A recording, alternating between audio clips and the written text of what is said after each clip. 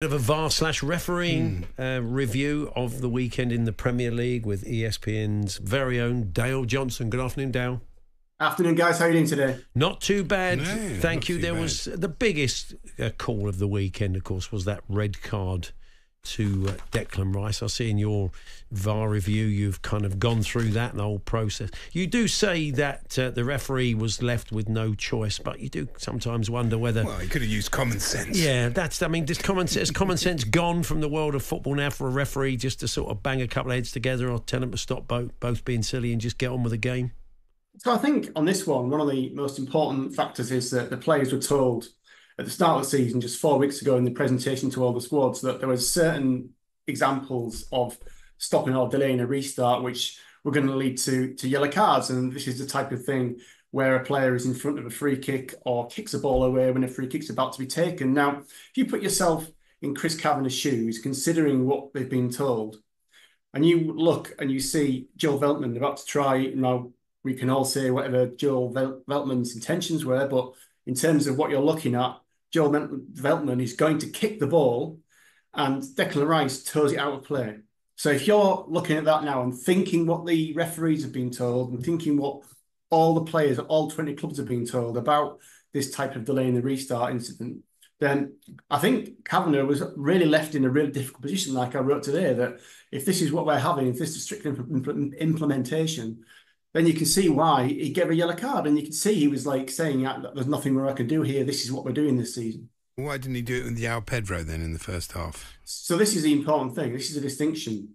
Kicking the ball away isn't the offence. The offence is delaying a restart. So what you're going to look at in this situation with Pedro is when the ball was running out of play at pace, was he delaying a restart? Now, the ball may have run to Arteta and Arteta could have thrown it to a teammate, but the key difference is with Declan Rice stopped a player kicking the ball to restart the play, whereas João Pedro, now everyone can believe it should be a yellow card, and I reckon if the incidents happened in reverse, he would have been booked.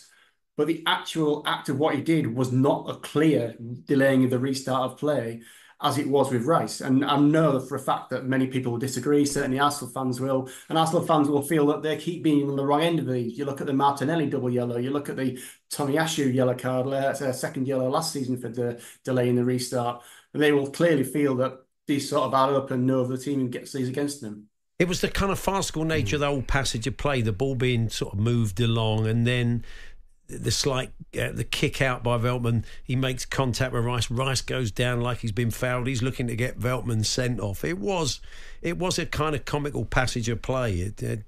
If he hadn't sent Rice off, what would have happened though? You know, he might have got a slap on the knuckles from Howard Webb, but it would have been a much better game, and it would have been much better for the game. You know, sometimes you do need to use some common sense. I'm sorry, but you do. I mean, I think you have to say the same about Declan Rice, though. I mean, he got completely played by Veltman here. Yeah.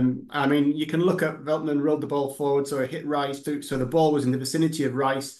So he opened it up for Rice to get involved in this restart. And so Veltman probably thought to himself, well, I'll kick this ball, and if I give the ball away off, or if I'm told the ball's rolling, then so be it. But what could happen here is I get Declan Rice a second yellow card.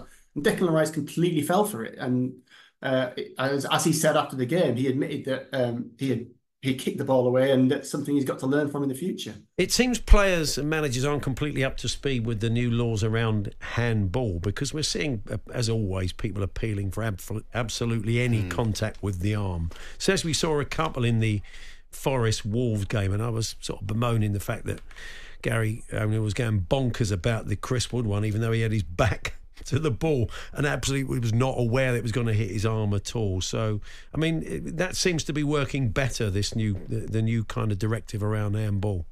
I mean, one thing you can say is that if Gary O'Neill wants the penalty for the Chris Wood one, then he has to concede the penalty for the Strand Larsen one, which was very, very similar. They both had the back to the ball. They both had a ball coming over. They were both challenging their opponent, and they both saw the ball hit their arm when it was sort of raised or out. So you either have both of them or you have neither. And I think that the Premier League said at the start of the season that they want to be even more lenient with handball than they have been, and the Premier League's been the most lenient in Europe. And so now they're going to take full account of a player's movement and how their arm is. So if they are in a battle with an opponent, especially with a high ball, which means their arms might be out or across, then they're not going to give a penalty for that. It's going to have to be the ball, the arm out, blocking a shot or a cross where there's no justification for the arm being where it is.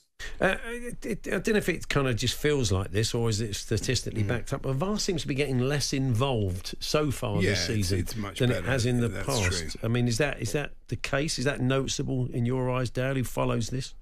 It's probably for the first week. It's probably an average, but it's definitely gone down recently. And I have to say, there's been much less controversial incidents in these first 3 game weeks than normal. I mean, obviously the Declan Rice one isn't a VAR one because it's a second yellow card.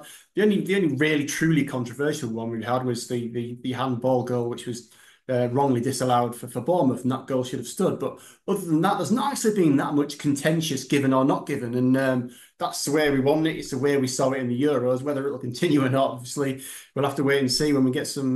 There will be some more high-profile incidents which cause a lot more controversy. There will be. Where do you stand on the Will Hughes second yellow situation? I think that was a second yellow. I mean, he's pulled an opponent back on the edge of the area, and I think that the referee should have sent him off for that.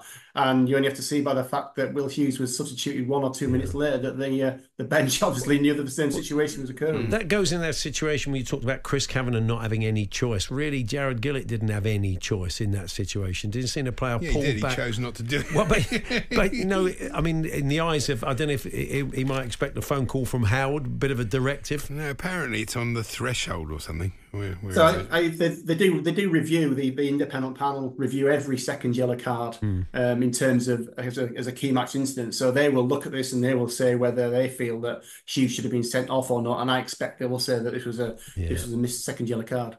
We'll catch up with you soon, Dale. Thanks very much. Speak to you soon, guys. You can read Paul Hawksbee and Andy Jacobs, Monday to Friday afternoons 1 till 4 on AM, on DAB, via the talkSPORT app and on your smart speaker. talkSPORT.